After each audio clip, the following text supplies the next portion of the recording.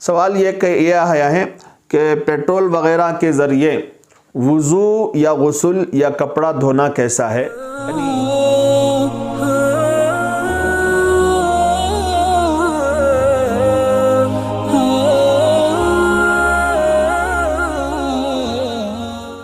اس کا جواب یہ ہے کہ پیٹرول یا اس جیسی چیز کے ذریعے احناف کے نزدیک کپڑے وغیرہ تو دھونا جائز ہے، لیکن وضو اور غسل نہیں کر سکتے۔ وضو اور غسل اس سے جائز نہیں ہوگا۔